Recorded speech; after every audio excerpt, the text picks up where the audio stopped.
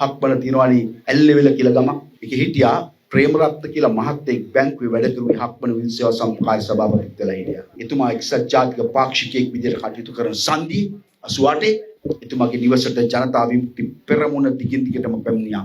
මරණීය තර්ජනය ලැබුවා. බැංකු ප්‍රේමී සංගවිලා හිටියේ මේ නිවසට ගියපු ජනතා විමුක්ති පෙරමුණේ මිනිමරුවෝ. අවස්ථා 3ක් බැංකු ප්‍රේමී නැති නිසා සිව්වන අවස්ථාවේ ඒ ගෙදරට ගියපු වෙලාවේ දරුපටව් දෙන්නයි බිරිඳයි සිටියේ රෑ බිරිඳ ගැබ්බරු මව මාස 7යි කුසට ඇය විශ්වාස කරුවේ නැහැ මේ ඇයිගේ ඉරණම් ගමන ඉදා විසඳනවා. ජනතා විමුක්ති පෙරමුණේ වර්තමාන ආණ්ඩුවේ මහත්තුරු අර පුංචි දරුපටව් දෙන්න ඉදිරියේ ඒ කාන්තාව නිවසේ සාලේ බිම හාන්සි කරුවා. තික පිහියක් කැපෙන ආයුධයක් අරගෙන වෙලිදී බලන් දුක නැහැ. එකවරට මැරෙනවා. පණ පිටින් කැපෙන පිහියක් අරගෙන අර ගැබ්දරු මවගේ කුස බැලුවා. පණ පිටින්. ඇයගේ කුස තුල තිබුණු ඒ කලලය එළියට අරගෙන සිරුර මත තියලා ජනතා විමුක්ති පෙරමුණේ එදා දේශප්‍රේමීන්යයි හංවඩු ගහගත්ත දේශද්‍රෝහියෝ රැළ ඒ කාන්තාව ඒ නිවසේ ගේ මැද සාලේ තනි කරලා දාලා ගියා.